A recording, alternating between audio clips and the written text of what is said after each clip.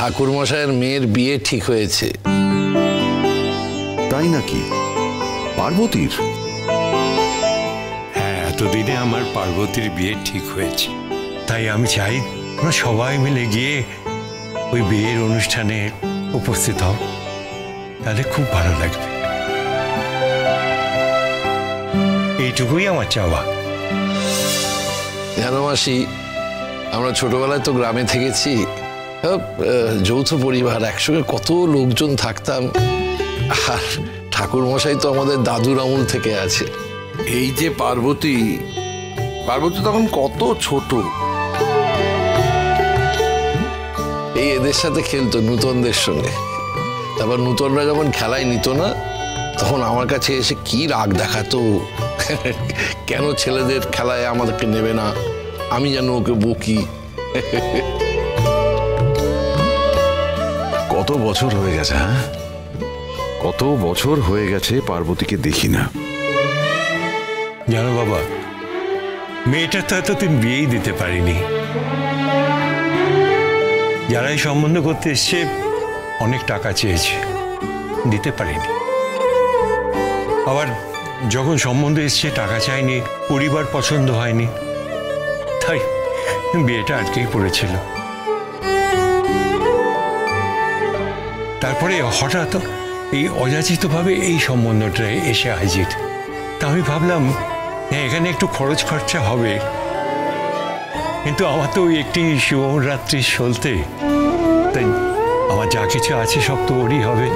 তাই যদি খরচাও হয় আমি রাজি হয়ে গেলাম। জানো বাবা, তোমাদের সঙ্গে আমাদের কত দিনের সম্পর্ক, এই তো বললে যে আমার দাদুর আমল থেকে। তাই আমি চাই তোমরা সকলে গিয়ে যদি আমার মেয়েটার বিয়েতে দাঁড়াও, আমার খুব ভালো লাগে। নিশ্চয়ই যাব। পার্বতীর বিয়ে আর আমি যাব না?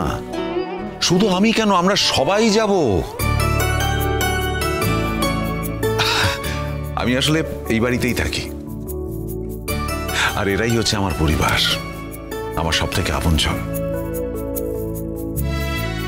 আপনাদের সবাইকে হাত জোড় করে বলছি, আমার মেয়ের বিয়ে, আপনারা যদি সবাই আসেন আমার খুব ভালো লাগবে। আসলে একেবারে শেষ মুহূর্তে এসে বলছি, মানে একলা মানুষ তো, চারিদিকে সামলাতে হচ্ছে। আপনারা সবাই মিলে যদি আসেন তাহলে খুব আনন্দ পাবো। যেতে তুমি ইচ্ছে করে, কিন্তু আমাদের তো বয়স রয়েছে, আমাদের বইয়ে নিজ নিজ শুধু শুধু হ্যাপা বাঁধল না। তোমরা যাও বৌমা। আরে আপনাদের আমি সামলে রাখবো, কোনো অসুবিধা হবে না। আমাকে আর টেনো না বাবা, না। কি আশ্চর্য, তোমাকে একা ফেলে আমরা যাব নাকি? আচ্ছা, একবার কার্ডটা ভালো করে দেখো, ডাবলু দাদার বিয়ের ডেটের সঙ্গে ক্ল্যাশ করছে না তো? না, ডাবলুর বিয়ে তো দেরি আছে একটু। উনি তো বললেন এই দুদিনের মধ্যেই। হ্যাঁ, আসবো করছিলাম, তবে ওই একা মানুষ তো, একা হাতে সবটা সামলে উঠতে পারছিলাম না। আমি বৌমাকে ফোন করেছিলাম, বৌমা বলল যে আপনি নিজেই একবার এসে নিজের মুখে বলুন। তাই আপনাদের কাছে অনুরোধ জানাচ্ছি, আপনারা যদি যান। হ্যাঁ, আমি ওনাকে বলেছিলাম একবার যদি উনি নিজে মুখে এসে বলেন, তাহলে কে যাবে না যাবে সেটা উনি জানতে পারবেন। তবে আমার যাওয়ার ইচ্ছে আছে, আমি যাব। হ্যাঁ বৌমা, আমার ডাল ভাতের অভাব হবে না। শুধু আপনি কেন, সবাইকে নিয়ে আসুন না, আপনারা সবাই আসুন।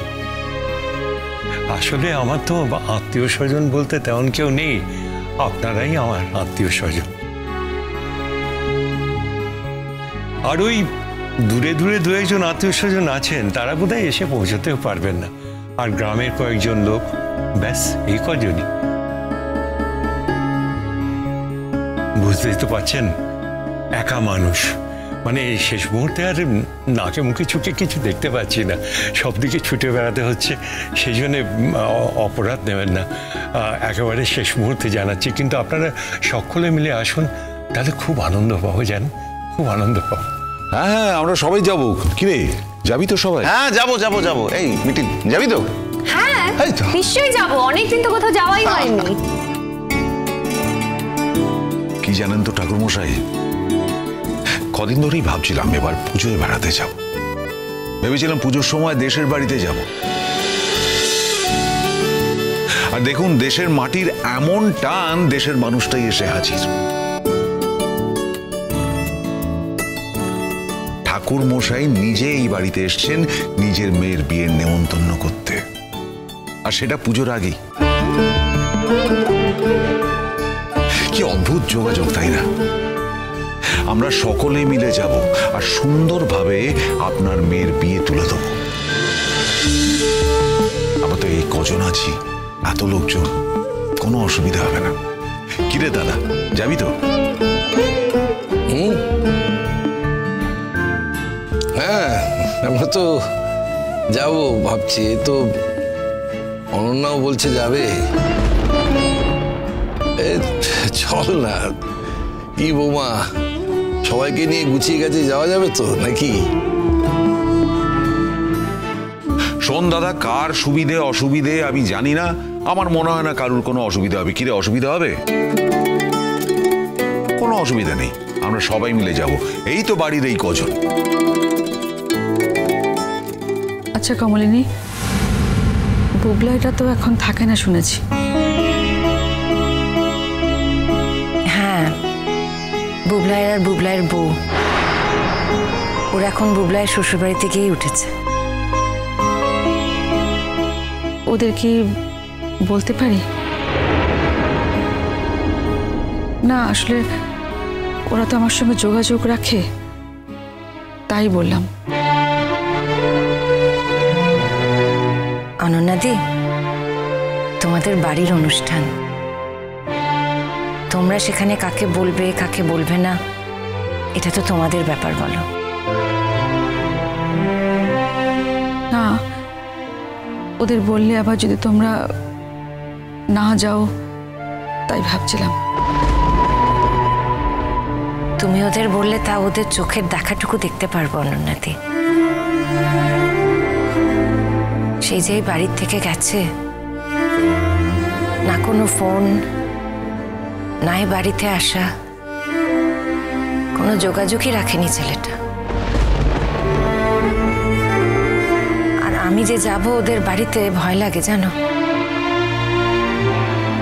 হয়তো দরজার বাইরে থেকেই আমাকে ফিরিয়ে দেবে, ভেতর থেকে বলে দেবে আমরা ব্যস্ত আছি, কিংবা হয়তো বলে দেবে যে আর কোনোদিন এসো না, এখানে এসেছো কেন। এই সমস্ত অপমানের ভয় জানো তো,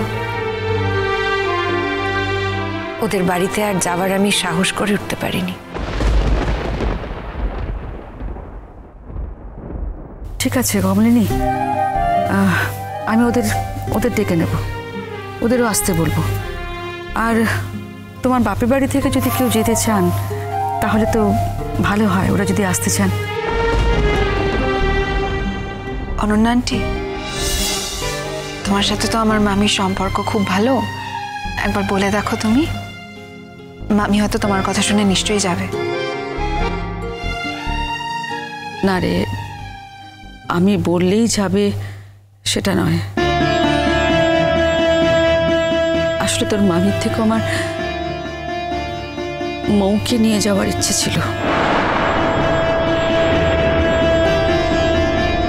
কারণ আমি আর মৌ তো একই রকম দুঃখে দিন কাটাচ্ছি। দুঃখে আমরা সবাই দিন কাটাচ্ছি অনন্যা বৌদি, মিঠি কিছু কম দুঃখ পায়নি, কিছু কম দুঃখর ভেতরে রেখে দেয়নি অনন্যা বৌদি। যাকে তোমার বাড়ির অনুষ্ঠান, তুমি যাকে ভালো মনে করবে নিশ্চয়ই বলবে, তারা যদি যেতে পারে তো ভালো কথা। চিরসখা হে